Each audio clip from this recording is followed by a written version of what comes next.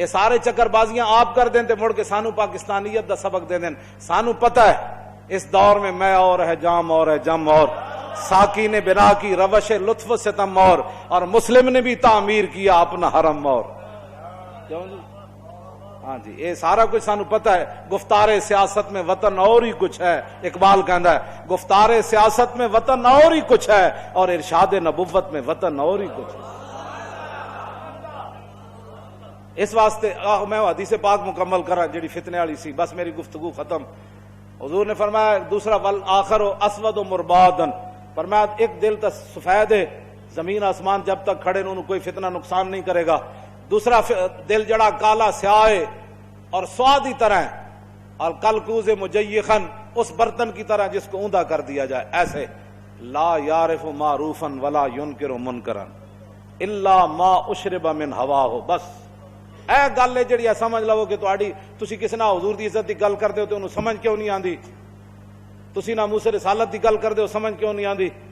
کیوں جی؟ تسی جنگ یمامہ دا واقعہ بیان کردے ہو انہوں سمجھ کیوں نہیں آندا. 1200 صحابہ تے شہید ہوئے نا جنگ یمامہ وچ, تے جڑے زخمی ہوئے حضرت ام عمارہ جدو واپس گئیاں تو انہاں دے پوترے نے پوچھا, انہاں کہا یا جدتو کثرت الجراح فی المسلمین, انہاں کہا دادی جی تسی جنگ یمامہ جو واپس آئے ہو ہاتھ کٹا کے زخم کھا کے, اور دسو میں تے سنیا ہوتے بڑے صحابہ زخمی ہوئے. تے آپ نے فرمایا پترا کی پوچھدا, ما یصلی ما خالد ابن الولید من المہاجرین والانصار الا نفر یسیر. فرمایا پترا کی پوچھدا, میں اتھے ویکھیا کہ ہزاراں صحابہ کٹے ہوئے جسم دے نال شدید زخمی خیمے پے ہوئے سن, 10 تو 15 صحابہ صرف خالد بن ولید نہ با جماعت نماز پڑھ. اتنی وڈی جنگ صحابہ کی تھی, جڑے شہید ہوئے ہوتے 1200 ورنہ تے زخمی بچے ہی کوئی نہیں. اے خالد بن ولید نہ جڑے پڑھتے سن وہ بھی زخماں نال چور چور سن, لیکن خیمے تو چل کے تے جتھے خالد بن ولید نماز پڑھاندے سن اتنی جگہ وچ وہ پہنچ جاندے سن چل کے بس, ورنہ خالد بن ولید خود بھی شدید زخمی سن. ہاں صحابہ کہندے نہ یہ جنگ اسے کدی پہلے لڑی نہ کدی بعد وچ لڑی, جنگ یمامہ.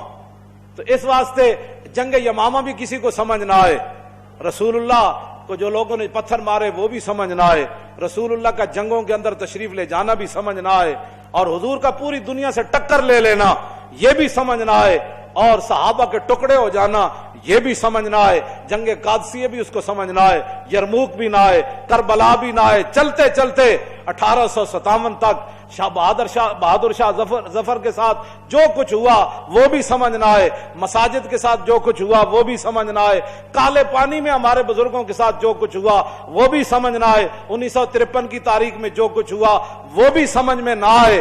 تو پھر حضور نے کیا فرمایا کہ جب انسان کا دل کالا ہو جاتا ہے نا, اونتے برتن کی طرح وہ ہو جاتا ہے, تو لا یعرف معروفا ولا ینکر منکرا, نہ اس کو کسی اچھائی کا پتہ چلتا ہے نہ اس کو کسی برائی کا پتہ چلتا ہے. اللہ, ہاں یہ بات ضرور ہے, الا ما اشرب من ہواہ, ہاں جو خواہشات کا بندہ ہو جاتا ہے, جو خواہشات اسے پلائی جاتی ہے, آج فلانا ڈرامہ دیکھنا ہے, آج فلاں فلم دیکھنی ہے, آج اتنا حرام کمانا ہے, آج 2 نمبر مال بیچنا ہے, آج سود کھانا ہے, آج رشوت لینی ہے, آج مسلمان جو ہے سویرے میرے دفتر میں ایک ایسی فائل آنی ہے جس کے اندر لاکھوں روپے میں نے کمانے ہیں, یہ ساری چکر بازیاں وہ کرے گا. الا ما اشرب ما ہواہ, ہاں جو خواہشات اسے پلا دی گئی ہیں وہ خواہشات کے پیچھے پیچھے چلے گا, نہ اس کو اسلام سمجھ آئے گا نہ اس کو دین سمجھ آئے گا, نہ مسئلہ ناموس رسالت سمجھ آئے گا نہ مسئلہ ختم نبوت سمجھ آئے گا. خدا کا شکر ادا کریں کہ کم از کم حضور کی عزت کا مسئلہ آپ کو سمجھ آیا. ہاں جی, آپ کے دل سے سفید ہیں, سیاہ نہیں ہوئے. ہاں جی, تو جس کو سمجھ نہیں آتا آپ بس بات صرف بتا دیا کریں, آپ کے اور میرے بس میں نہیں ہے. اس کے بارے میں تو حضور فرما گئے کہ لا یعرف معروفا ولا ینکر منکرا, نہ اس کو اچھائی کا پتہ چلے گا نہ اس کو برائی کا پتہ چلے گا. بس اتنا ہی میرا پیغام ہے, لیکن ہر ایک اپنے خون اور اپنے پیشے کا اظہار ضرور کرے گا. ہاں جی, کیوں جی, ہاں توجہ, توجہ, یہ بات میں نے ایسے نہیں کی ہے. حضرت محمود غزنوی نے ایک دن فرمایا کہ میں حضرت خضر علیہ السلام کی زیارت کرنا چاہتا ہوں. ایک غریب آدمی کھڑا ہوا, وہ کہنے لگا میں آپ کو زیارت کرا دیتا ہوں, لیکن ایک شرط ہے, میں غریب ہوں, 6 مہینے کا خرچہ میں آپ کو دینا ہوگا میرے بچوں کا. اس نے کہا ٹھیک ہے. 6 مہینے کے بعد محمود غزنوی نے اس کو بلایا. ہاں جی, خضر علیہ السلام کی ملاقات کا کوئی وظیفہ مکمل ہوا, اس نے کہا جی کچھ وظیفے الٹ ہو گئے، 6 مہینے اور چاہیے۔ اس نے کہا ٹھیک ہے۔ سال کے بعد اس کو پھر حضرت محمود غزنوی بلایا، فرمایا ہاں جی خضر علیہ السلام نہ کو میری ملاقات کا امکان پیدا ہویا، تسی وظیفے جو کر رہے ہو دریا کے کنارے۔ انہوں نے کہا جی میں کہاں، خضر علیہ السلام کہاں، میں نے تو آپ کے ساتھ جھوٹ بولا ہے، غریب آدمی تھا تو پیسے میرا روٹی پانی چل گیا 1 سال۔ تو محمود غزنوی کا مجلس لگی ہوئی تھی، ہزاروں لوگ موجود تھے، غوث بھی تھے، کتب بھی تھے، ابدال بھی تھے، محدث بھی تھے، مفسر بھی تھے۔ تو اس نے اپنے ایک وزیر کی طرف اشارہ کر کے کہا بتاؤ بھائی جو بادشاہ سے جھوٹ بولے اس کی کیا سزا ہے؟ وہ وزیر کہنے لگا کہ اس کو قتل کر دیا جائے۔ محمود غزنوی کے مجلس میں ایک نورانی چہرے والے بزرگ بیٹھے تھے، انہوں نے کہا بادشاہ سلامت، اس نے بالکل ٹھیک کہا۔ پھر اس نے ایک دوسرے وزیر سے پوچھا، اس نے کہا جی اس کی کیا سزا ہے جس نے بادشاہ سے داؤ بھی لگایا اور جھوٹ بھی بولا؟ اس نے کہا یہ گردن نہ اتاریں، یہ تو پھر جلدی مر جائے گا، اس پر کتے چھوڑے، یہاں تک کہ کتے اسے نوچ نوچ کر کھائیں تاکہ اس کو پتہ چلے بادشاہ سے جھوٹ نہیں بولا جاتا۔ تو وہ بزرگ نورانی چہرے والے کہنے لگے بادشاہ سلامت، اس نے ٹھیک کہا۔ پھر اس نے حضرت ایاز کو کہا، ایک ہی صف میں کھڑے ہو گئے محمود و ایاز۔ حضرت ایاز کو کہا کہ ہاں جی آپ بتائیں۔ اس نے کہا بادشاہ سلامت، ایک غریب آدمی تھا، اس کے جھوٹ بولنے سے آپ کے وقار میں کوئی کمی نہیں آئی، اور 1 سال پیسے دینے سے آپ کے خزانے میں کوئی کمی نہیں ہے، آپ اس کو معاف کر دیں۔ وہ نورانی چہرے والا بزرگ کہنے لگا بادشاہ سلامت بالکل اس نے ٹھیک کہا۔ محمود غزنوی نے ان بزرگوں کو قریب بلایا، انہوں نے کہا یہ کیا بات ہے، جو گردن اتارنے کا کہتا ہے وہ بھی ٹھیک ہے، جو یہ کہتا ہے کہ کتے چھوڑ دیا جائے وہ بھی ٹھیک ہے، جو معافی کرتا ہے۔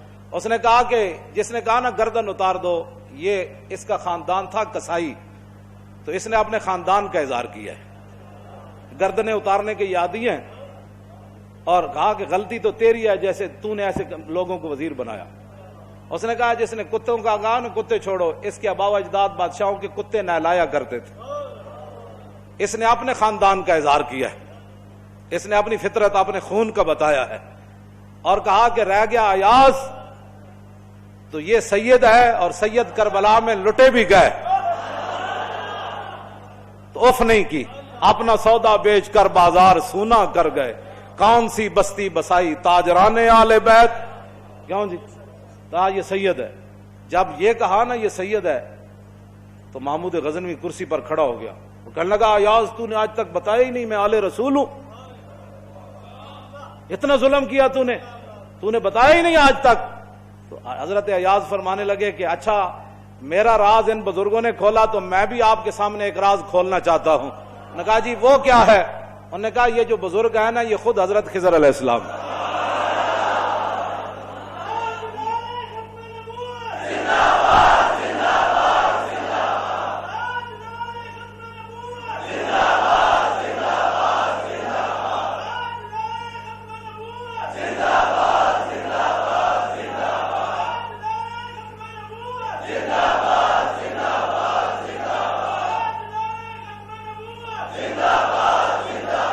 توجہ بھائی توجہ، آپ اور ہم خوش نصیب ہیں کہ ہم اپنے خون کا اظہار کر رہے ہیں۔ ہمارے آباء و اجداد نے صدقے یا رسول اللہ کے نعرے لگائے، ہمارے بڑوں نے حضور سے محبت کی، حضور کی ختم نبوت پر پہرے دیے، تو ہم اپنے خاندان کا اظہار کر رہے ہیں، اور جن لوگوں کو یہ مسئلہ نہیں سمجھ آ رہا ہے وہ اپنے خاندان کا اظہار کر رہے ہیں۔